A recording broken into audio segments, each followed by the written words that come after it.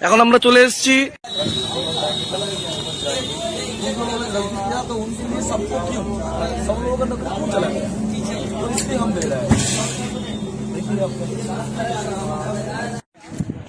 আমরা এখন এসে গেছি গ্রিনফিল্ড পাবলিক স্কুল।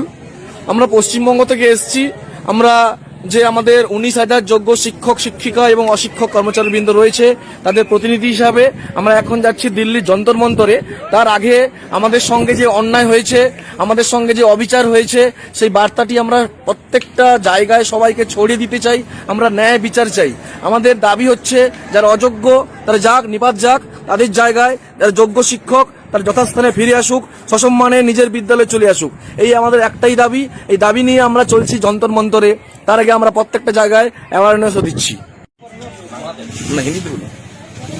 हम लोग आए हैं इधर हैंड्स ग्रीनफील्ड पब्लिक स्कूल, जहाँ अवेयरनेस करना चाहते हैं यहाँ का स्कूल को, यहाँ का जो टीचर्स है, यहाँ का जो मतलब लड़के भी हैं, सबको मतलब अवेयरनेस करना चाहते हैं।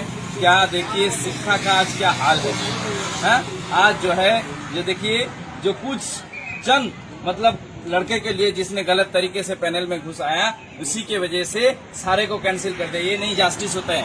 जस्टिस तो होते हैं आप सीबीआई से जो जिसको इन्वेस्टिगेशन से मिल गया उसको निकल के दूसरे जितने योग्य टीचर है सबको आप उसका नौकरी में वापस दीजिए, उसको न्याय विचार दीजिए, उसको न्याय मतलब स्कूल में उसका जो नौकरी था उसको मिला दीजिए, उसको दिला दीजिए। এখন আমরা চলে এসেছি ইউপির হ্যান্ডস গ্রিনফিল্ড পাবলিক স্কুলে।